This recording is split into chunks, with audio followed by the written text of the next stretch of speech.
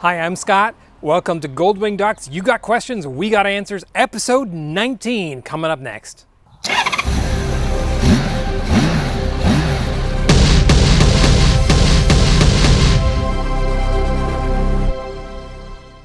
All right, the first question today from Bury Phenol Mix. After I washed my 1500, it will no longer start. It doesn't click, nothing. The headlight turns off when I press the starter, but nothing else. I checked all my fuses and everything is okay. What should I look at? Okay, so the headlight turns off, so you know you've got power. The starter switch actually does two things. The first thing, there's actually two switches in there. The first is turns off the headlight so you get extra current for the starter. The second is to actuate starter relay A, which actuates starter relay B, which then in turn actuates the starter. So, you say you are not getting a click. So obviously if your starter relay A is bad, the top one, you just push the button, you get no click, nothing. That's going to be your problem. So check starter relay A. If you check starter relay A and it tests good and you're not actually even getting any power there when you press the button, there's a couple other things that can cause that. Obviously you want the bike in neutral, put the side stand up. If it's in gear, make sure the clutch is pulled in, but basically put the bike in neutral with the side stand up because that eliminates all the switches and diode pack and things that can prevent a start from occurring.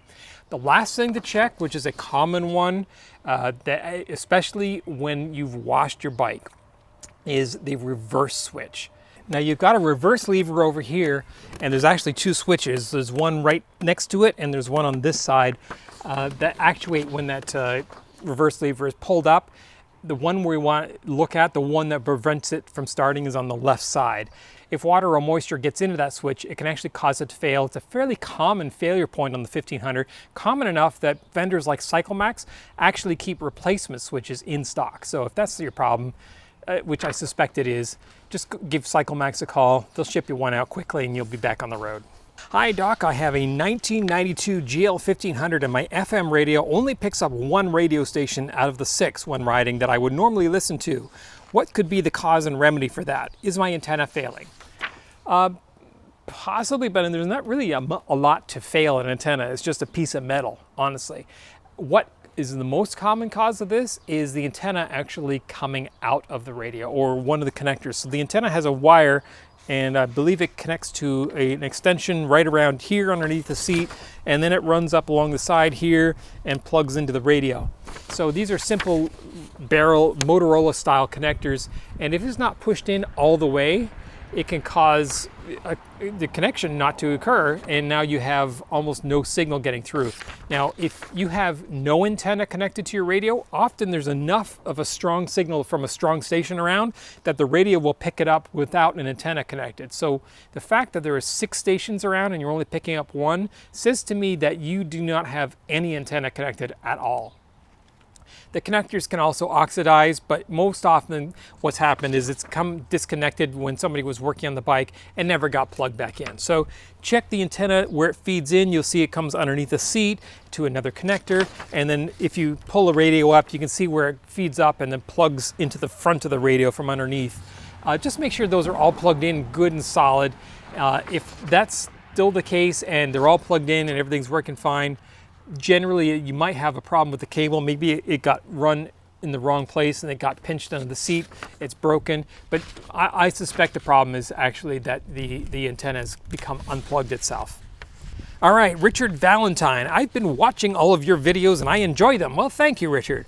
The one thing missing is you explaining how you took the looseness out of your throttle connection to the handlebars. You said you explained how to do it, but I can't find it. My 1500 has the same issue. Okay, so what he's talking about is my throttle here. It used to, the throttle quadrant here, as you can see in the opening, because people message me about this all the time because of the opening I shot years ago.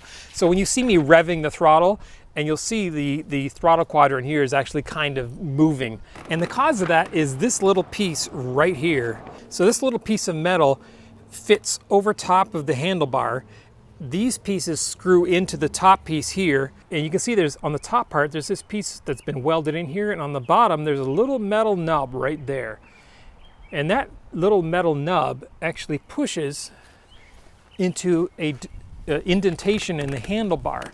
So when this gets installed, this nub pushes in that little indentation, and that's what keeps it from rotating on the handlebar. What happened was somebody, the previous owner of this bike, had put this on, and when they put it on crooked, and then they just crammed the screws down tight, and it mashed this nub down. So it's actually kind of rounded and pushed in. And so because it wasn't entirely seated into the handlebars, it would actually move around and rotate on the handlebars. Now, I mentioned this on the channel here, and one of our GoldwingDocs members was kind enough to say, hey, I've got a spare one, I'll just send it to you. So he did. This is my old one. So the new one he sent me, I put in there, and of course it tightened it right up. And since then, I had somebody else with the same issue come to me and say, hey, can you fix this for me? And I said, well, I actually don't have the part. I've only got, this old broken one, but here's something we can try. So what I did is I got some self-healing rubber silicone tape. It's actually meant for plumbing, but I use it for a lot of different purposes. I'll put a link to it in the description down below. And what I did is I took the throttle quadrant, or I took that throttle quadrant apart here, and I split it. I took the 3 screws on and split the thing apart. And this metal piece is actually fastened into the top one. And I took some of that silicone rubber tape, and I just wrapped it around the handlebar. And it's self-vulcanizing tape, so you just wrap it around and it sticks to itself. It's not gummy adhesive, but so it doesn't actually stick to things, but if you put it on itself, it vulcanizes and turns into a single piece of silicone rubber. So I put that around there, and all that does is give you a somewhat squishy surface, but it also enlarges the handlebar just by a few thousandths of an inch. And then when you put all this back together, it squishes that silicone rubber into the handlebar, and it gives you such a tight connection that it stops moving. And that worked perfectly for the other bike that I worked on. So it's kind of a hacky fix, but it works really, really well. So if you've got that problem where your quadrant is rotating with the throttle, just take it apart, take some of that silicone self-vulcanizing tape, wrap it 1 or 2 layers around, clamp the thing back in place, screw it in, and you'll be good to go. Okay, Nick Truskowski. Is there going to be a new season of the Sacra Clarita diet? Seriously, this is a question that somebody submitted for my videos. I have no idea what he's talking about. Sacra Clarita diet. I included it just because I wanted to people to see some of the nonsense that I get. I mean, I get a lot of really great questions, but sometimes I get some real nonsense. Anyway, so Nick, sorry, I have no idea what you're talking about. From the Scandinavian Viking, he writes, hello, Scott. How long in miles will the alternator live? I have a 1988 Goldwing GL 1500, and it has gone 167,000 kilometers, which is just over 100,000 miles. The answer is nobody knows. Some Goldwings, they have the alternators fail every 20, 30,000 miles. Some of them go 200,000 miles. Why some last forever and some don't, I have no idea. The alternator on this, I have a CompuFire on here, and I've got 96,000 miles on it. So this alternator has over 60,000 miles on it. It still works like the day it was new. Is it going to fail tomorrow? I have no idea. Will it go another 100,000 miles? Maybe, I don't know.